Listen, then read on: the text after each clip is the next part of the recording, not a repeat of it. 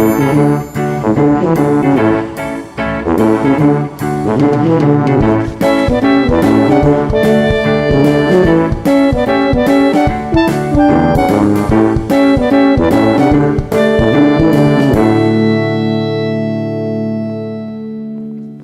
folks, this is Matt, aka Slash. Welcome back to the VintageBeef Fan Server. I'm here in, coming up from the little branch mine.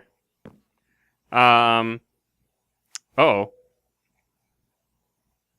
There may be a loose wither, Casey says. Oh, that should be fun. But I'm coming up from our little branch mine that we have here underneath our village of Townburgville. And I had picked up a couple of chain chest plates from a villager in here earlier. Also bought some nether quartz ore from, I think is it Lemur 81, I think? Is the nether, I think he's coined, or, declared himself the Nebris of the VintageBeef Fan Server. So he's sort of been mining the nether quite heavily. And when I came over here earlier, just to check on the villagers, pick up that chain chest plate set, because I know Drew wanted one, I noticed this. Evidently, Caleb West came by and paid our little town a visit. This is quite late that I'm noticing this. Canada Day was over a week ago at this point. It was July 1st, which is also my wife's birthday. So it's more like Oirilinde Day. But apparently he was spreading some Canadian pride around the server.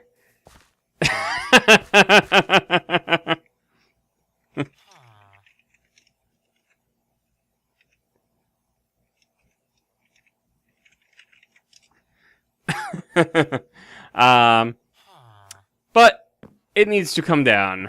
And what better way to bring it down than with fire? Oh, Canada! Or however it goes. I used to know it, actually. But for some reason it escapes me right now how the Canadian national anthem goes. I hope that actually burns all the way through. That'd be very annoying if it left a wool block all the way up there. Oh, it's going to, too. Dang you. Stinking. That's it. When in doubt, use wood to pillar up to set more fire. What could possibly go wrong? Whoosh! Whoosh! And I'm on fire!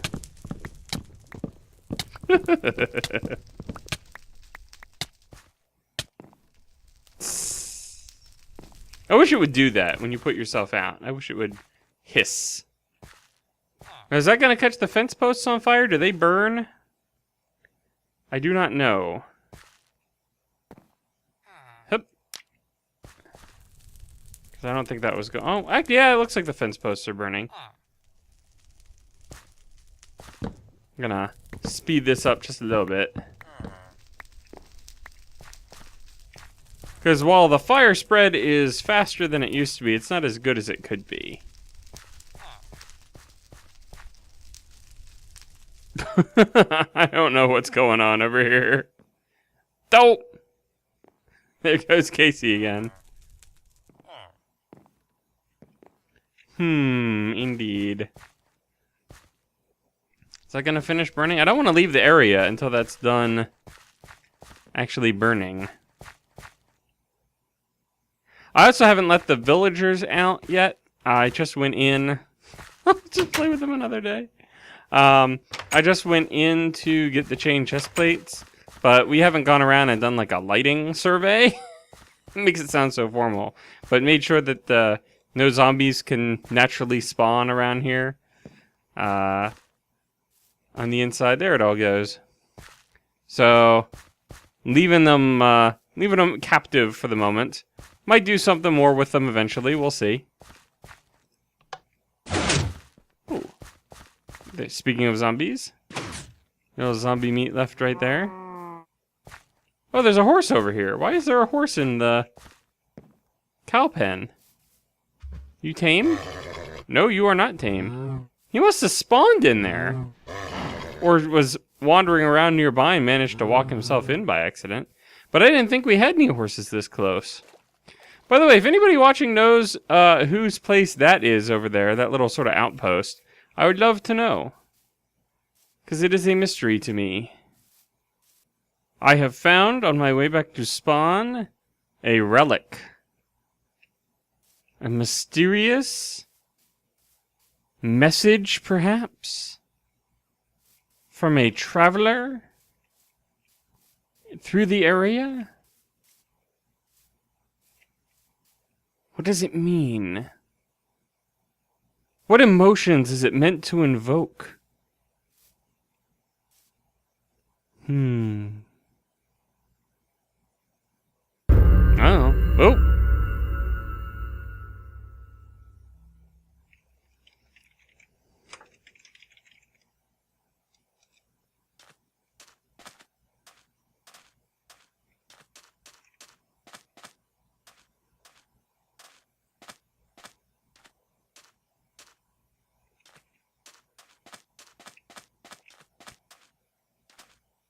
Oop.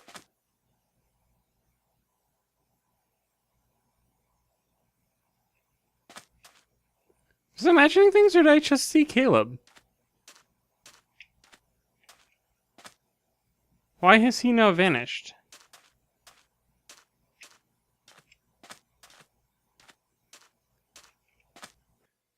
Okay, so I'm back over at the main base area, and I wanted to show this off to you guys real quick. This is just a temporary structure that I've put up. And you may be wondering at first glance what it is you are looking at. Well, let me climb up here and show you. This is a cobblestone generator. Just like so. And I did some tests in creative because this is the standard sort of cobblestone generator pattern that I've used before. Source block of lava back there. One block drop, or basically the one block level, right? This air block is level with the lava source. Water source here, but then this goes down 2 blocks from there, so that the water doesn't flow all the way to the lava. It comes here and then flows straight down, and that way the lava never gets turned to obsidian. The problem with most cobblestone generators is that you end up losing a lot of cobblestone in the lava itself. But as it turns out, if you put a hopper directly underneath, which I have done here, and that feeds into another hopper, feeds into this chest, as far as I can tell, it's 100% efficient. So we've got 6 in there. So 7. Looked like that burned, but 8, 9, 10, 11, let's go to like 15, 12, 13, 14, 15. And at least 2 of those looked like they went and burned. But 15 cobblestone. So that's what I've been doing to get the stone for the house over there, especially for that tower. Just because every time I go down in the branch mine thinking, oh, I'll just, branch mine for a while, I'll get lots of cobblestone as I'm digging around through, I end up going into some unexplored cave segment that's down underneath all of this, and end up spending my time caving instead and come out with maybe a stack of cobblestone tops as I've been exploring.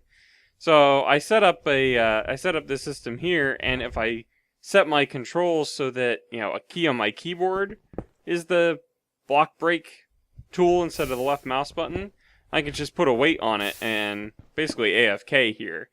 I thought my hunger would decrease from breaking the blocks, but that doesn't seem to be the case. I'm not sure why. I would have thought so, but maybe it's just motion that does it. So that has enabled me to finish up the actual tower. We'll go take a look at that here real quick. I've got a bunch of spruce trees planted over here because I'm going to need a lot of spruce wood to put a roof on the tower then. Oops. I don't have pressure plates on the other side. I just slammed my face up against the door and expected it to open. So, up the spiral staircase. So here's the second floor that, nothing's been done with these floors yet, but eventually I'll have some interiors in here. And we continue up and up and up the spiral staircase. There are going to be windows in here in these sections eventually. Haven't gotten around to putting those in yet. And now we come up here to the top. And here's the top floor. And I stopped it about here and just put a railing in. And I'm going to have, again, windows. This is going to go up a little bit higher, I think, than this. Get some windows in on these three sides at least. Probably one over there as well, just for the aesthetic to match up with this top level one. And then the roof on top of that. And this is the view you get of everything. Pretty cool. There's where Drew's going to be building stuff. There's the horse stables, Cobblestone Generator. You can see how much of the area around the base has been lit up and how much of it's still dark. Pretty much that whole forest and everything off in that direction is dark because I haven't been doing any work over there. But most of the desert's lit up, and pretty much all the plains over here are lit up. And then dark over in this direction because I haven't done anything over there yet. So that's the progress so far. Gonna start working on getting the windows in probably next. And that's where we're at. Alright, so here's a look at the completed tower from the outside. I finished putting the roof on. I'm not sure that I like the roof.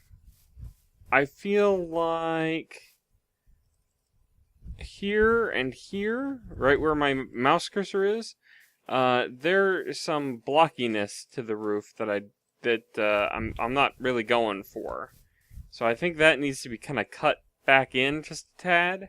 And then that little sort of spire on the top, I don't like that at all. I want it to be sort of a dome or cone shape as opposed to having, like a flagpole kind of thing or whatever on top. So I'll probably have to get up there and fix that somehow. I don't have an easy way up these days, as the server, or the map rather, is new enough that we don't have an Enderman farm. Otherwise I would just Ender Pearl up there. I do have a couple of Ender Pearls, but I don't want to just, use them willy-nilly like that. The windows are in all along the tower. I haven't gone around and checked out the outside perspective of that yet to see how that looked. But seems to be doing pretty good. It's just a stair, upside down stair, and a couple of panes. And it is spaced a little irregularly because the stairs are cutting up through this slice right here. So we wouldn't be able to put a window there because it wouldn't make much sense. But I think it works, having the windows spaced out in such a way. Let me take a look around to, to the side here. Yeah, that looks good. Going up like that. I am pleased. Also got the windows in the bottom layer all the way around, where they made sense. I'm gonna try to do something where it's up high above where the terrain naturally sloped down. I want to try and do something down here. I don't know if I want to try and add a floor underneath and put something in under there, or just dress this part up a little bit more so that it's not so plain. And then this second floor here right now is just a wall of stone brick, and that's going to get dressed up. I'm envisioning 3x3 or maybe 3x2, 3 wide, 2 high windows centered on each of these spruce log pillars. I think that might be a good look, because then that'll sort of offset the windows that are on the floor below. And then these corners here, where a window would look right on the outside, but on the inside it would be right up against the corner. I'm thinking I'm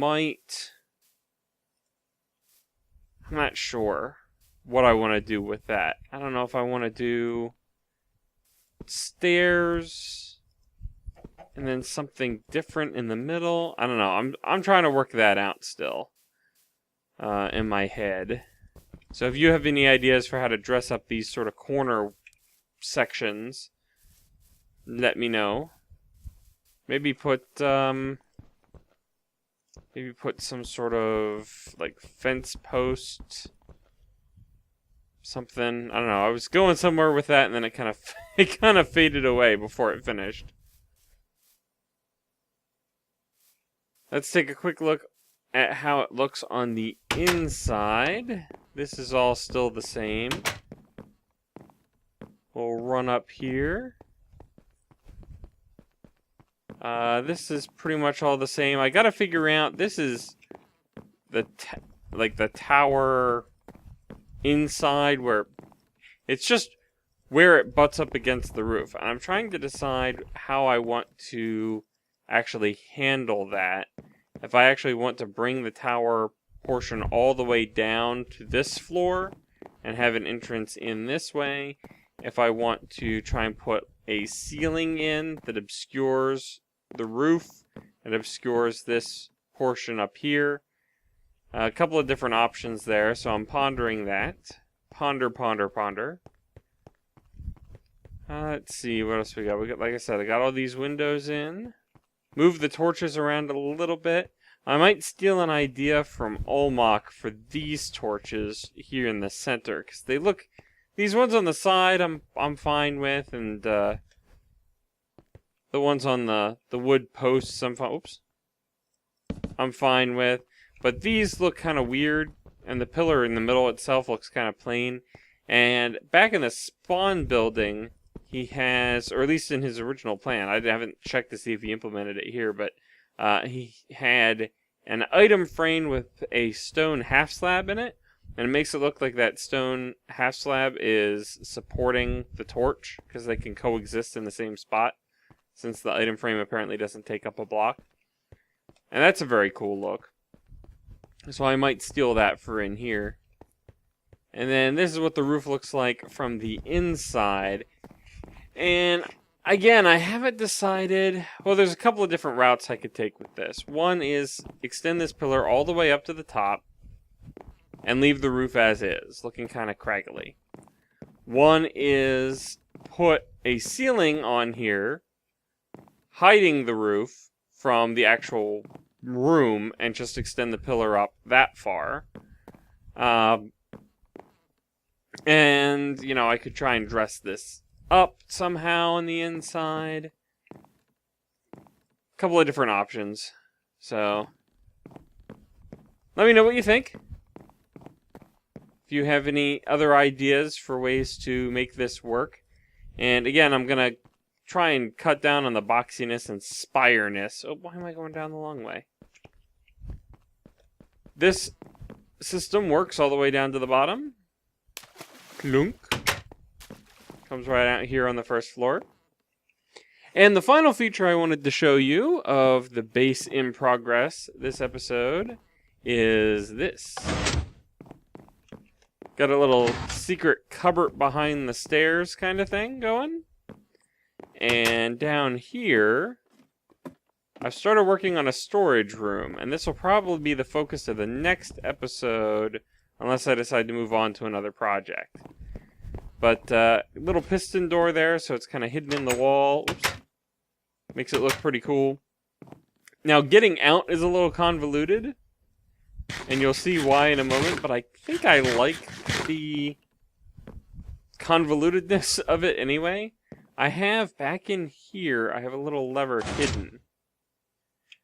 which opens the door permanently. So, and I can't reach it from the other side to close it because I've got all this stuff in place. So what I do to get out is I open up the lever, right? Go like that. And it's tricky to find sometimes. I go like that. Oops. And then I hit the button and I close the lever. And then I try to get out before the button pops back out. Alright, well that's going to do it for this episode. Let me know what you guys think about the roof inside and out. In terms of what to do here on the second floor. Dressing up these walls, dressing up the ceiling. And also, any ideas that you have for interiors. I'm planning on cutting these into different rooms. And finding purposes for the different rooms and trying to do some sort of interior decorating type stuff, etc., etc. But I haven't figured out exactly what purpose I want each room to serve and how I want each room to be decorated. So ideas on that would also be appreciated. I'm crowdsourcing my whole base. And finally, what to do about these, since they look like this on the outside, minus the window, but on the inside are this. So if I were to put windows in, the windows would be here and look funny. So ideas of how to dress up the outside of this without making it look derpy on the inside would also be appreciated. So until next time, take care, and thank you for watching.